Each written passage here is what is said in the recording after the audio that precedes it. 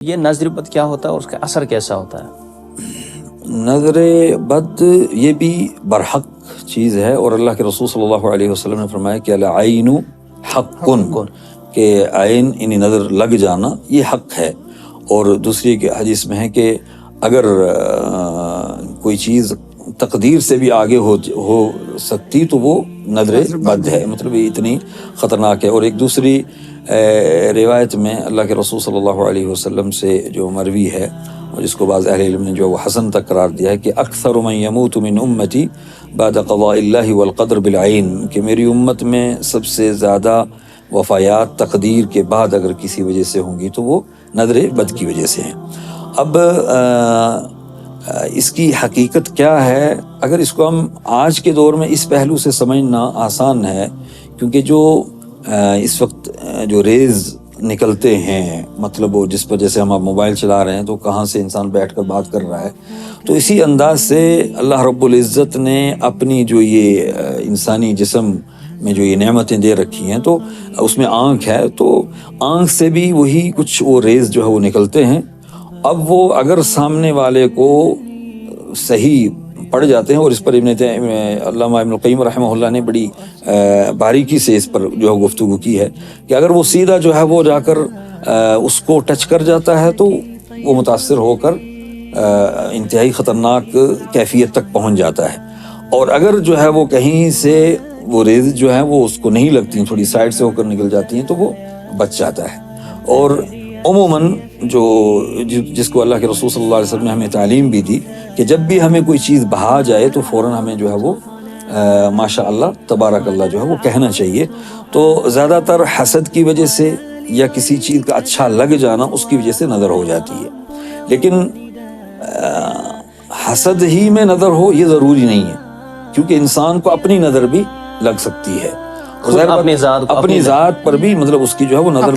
اپنی ہی نظر لگ سکتی ہے، اور ظاہر بات ہے اپنے بارے میں کوئی حسد تو نہیں کرے گا یا اپنے بارے میں کوئی غلط تو نہیں سوچتا ہے۔ تو اس سے ہمیں یہ پتہ چلتا ہے کہ ہے یہ انتہائی خطرناک چیز، اور اسی لیے ہمیں اللہ کے رسول صلی اللہ علیہ وسلم نے، اور وہ اس پہلو سے ایک حدیث یاد آ رہی ہے، اگر موقع تو وہ سنا بھی دوں، کہ حضرت سہل بن حنیف اور حضرت عامر بن ربیعہ رضی اللہ تعالی عنہما ایک ساتھ تھے،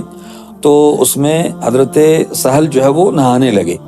تو حضرت عامر رضی اللہ تعالیٰ عنہ کی جب نظر پڑی تو اسی وقت وہ وہیں الٹ پلٹ ہونے لگ گئے۔ وہ بھاگے اللہ کے رسول صلی اللہ علیہ وسلم کے پاس آ کر کہنے لگے اللہ کے رسول ان کی صحت خراب ہو گئی ہے، ان کی یہ حالت ہو گئی۔ تو اسی موقع پر اللہ کے رسول صلی اللہ علیہ وسلم نے خفگی کا اظہار کیا حضرت عامر سے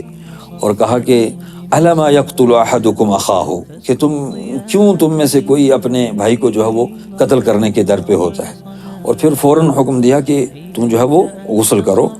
اور انہوں نے اپنے جو اعضائے وضو تھے وہ سارے مطلب دھل کر وہ پانی، کہا کہ اس پانی کو لے کر تم جو ہے وہ اس پر ڈالو، تو حضرت سہل پر وہ پانی جو ہے وہ ان کے استعمال شدہ پانی، ان کے جسم کا استعمال شدہ پانی وہ ان کے جسم پر ڈالا گیا، تو وہ صحیح سالم جو ہے وہ چلتے آئے۔ تو اس موقع پر اللہ کے رسول صلی اللہ علیہ وسلم نے ایک تو خفگی کا اظہار کیا، ساتھ ہی ساتھ جو ہے یہ بھی تنبیہ کی کہ تمہیں جب کوئی اچھا لگے تو تم اس وقت جو ہے وہ برکت کے کلمات کہو، ماشاءاللہ، ہاں جی، اسی حدیث میں وہ لفظ بھی ہے، تو برکت کے الفاظ بھی کہو۔ تو اور ساتھ ہی فرمایا دوسری حدیث میں کہ اذا تغسلتم فاغسلوا، کہ جب تمہیں سے غسل طلب کیا جائے کہ بھائی آپ غسل کر کے دیں کیونکہ آپ کی نظر لگ گئی ہے، تو آپ کو غسل کر کے دینا چاہیے پانی، یعنی یہ تعلیم بھی ہے۔ اور نظر کا سب سے مضبوط علاج جو حدیث میں آیا ہے وہ یہی کہ جس کی نظر لگی ہے اس کے استعمال شدہ پانی کو اس پر جو ہے وہ ڈال دیا جائے جس پر نظر لگی ہے، تو فوراً افاقہ ہو جائے گا۔ تو یہ جو اس حدیث سے اللہ کے رسول صلی اللہ علیہ وسلم کی اس حدیث سے ہمیں یہ فائدہ بھی جو ہے وہ ملتا ہے۔ اور اگر جو ہے، اور یہاں ہمیں گویا کہ اپنی سوسائٹی کو، بلکہ میں آپ کے اس پلیٹ فارم کے توسط سے یہ بھی کہنا چاہتا ہوں کہ یہ ہمیں علم بھی ہونا چاہیے کہ اگر ہمیں کسی کی نظر لگ جائے تو یہ انسان کے بس میں بھی نہیں ہے نظر لگ جانا یا لگا دینا، تو اگر ایسا ہو اور کوئی ہم سے اگر وضو یا پانی طلب کر لے تو اس میں ہمیں غصہ ہونے کی بھی ضرورت نہیں ہے، بلکہ اللہ کے رسول صلی اللہ علیہ وسلم کی اس پہلو سے ہمیں یہ تعلیم ہے کہ اگر خدشہ ہو کہ جی فلاں کی نظر لگی اور اس سے اگر پانی طلب کیا جائے اس کے استعمال شدہ پانی تو ہمیں دے دینا چاہیے، تاکہ ہمارے بھائی کی یا ہماری بہن کی یا ہماری چھوٹی کسی عزیز کی اگر کوئی پریشانی ہو گئی ہے نظر کی وجہ سے تاکہ وہ دور ہو سکے۔ تو ایک تو یہ ہے طریقہ علاج نظر کا، اور دوسرا ہے رقیہ، جو مطلب جو دعائیں اللہ کے رسول صلی اللہ علیہ وسلم سے ثابت ہیں نظر کے تعلق سے، یا جو قرآن کریم کی جو آیات ہیں وہ پڑھی جائیں تو اس کے ذریعے سے اس کا علاج جو ہے وہ کیا جائے۔